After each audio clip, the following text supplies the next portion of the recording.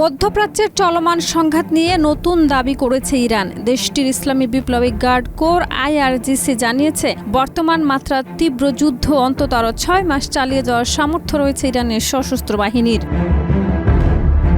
ইরানের আধা সরকারি বার্তা সংস্থা ফার্স নিউজ এজেন্সির বরাতে এই তথ্য জানিয়েছে আইআরজিসির মুখপাত্র আলী মোহাম্মদ নাইনি। এই বিবৃতিতে তিনি বলেন, ইসলামী প্রজাতন্ত্র ইরানের সামরিক বাহিনী বর্তমান গতির এই তীব্র সংঘাত কমপক্ষে ৬ মাস চালিয়ে যাওয়ার সক্ষমতা রাখে।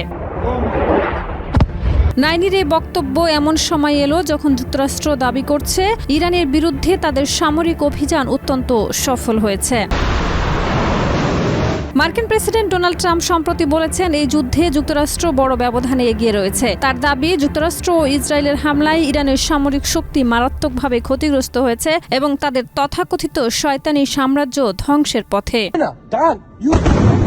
তবে ইরান বলছে ভিন্ন কথা। তেহরানের দাবি, তাদের সামরিক সক্ষমতা এখনো শক্ত অবস্থানে রয়েছে এবং দীর্ঘমেয়াদী সংঘাতের জন্য প্রস্তুত রয়েছে দেশটির বাহিনী। বিশ্লেষকদের মতে ইরানের অন্যতম প্রভাবশালী শক্তি আইআরজিসি শুধু সামরিক ক্ষেত্রেই নয়, রাজনীতি, গোয়েন্দা কার্যক্রম, শিক্ষা এবং অর্থনীতিতে গুরুত্বপূর্ণ ভূমিকা পালন করে থাকে।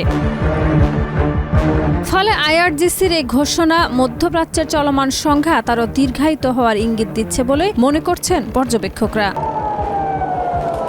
শাহিদা রুবি, মাই টিভি।